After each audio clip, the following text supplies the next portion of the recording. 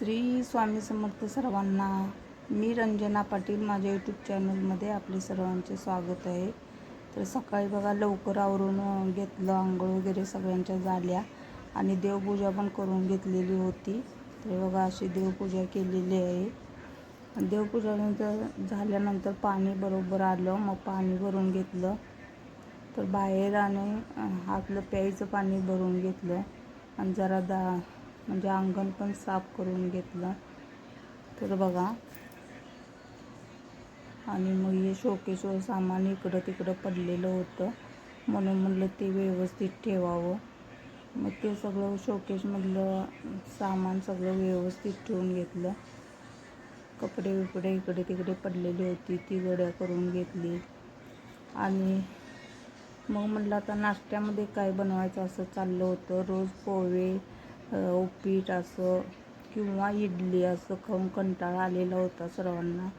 त्यामुळे म्हणले आज काय बनवायचं, तर थालीपीठचं पीठ मी मळून ठेवलेलं होतं आणि म्हणलं आता मग थालीपीठ बनवून घ्यावं. तर बाई आमच्या 2 खोल्या आहेत, 2 खोल्याचं घर आहे माझं. आणि बघा बाहेर असं पाणी वगैरे भरून ठेवलेलं होतं. झाडे पण थोडी लावलेली आहेत मी कुंडीमध्ये, फुलाची झाडे खूप आवडतात मला. खरं झाडे लावलेली कधी जगतात कधी नाही. तर 5-6 झाडे मी लावलेली आहेत.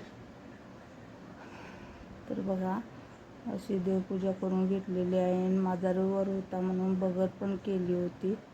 आणि बगरेचा मी पहिल्यांदा नैवेद्य दाखवून घेतला स्वामींना.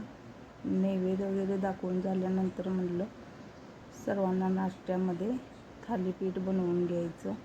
तर बघा असं छोटी छोटी मी थालीपीठ बनवलेली आहेत.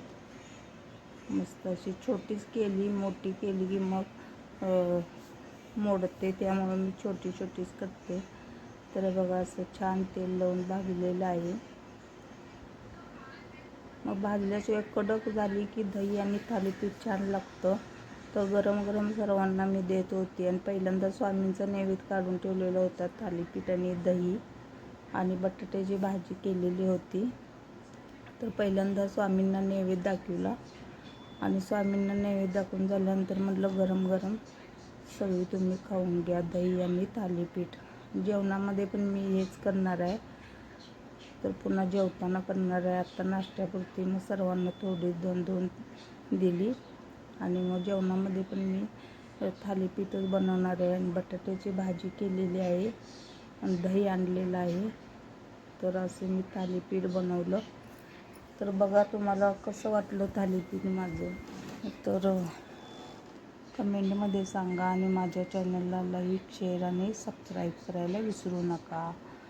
तर दही, थालीपीठ आणि आमच्या इकडे धपाटे पण म्हणतात.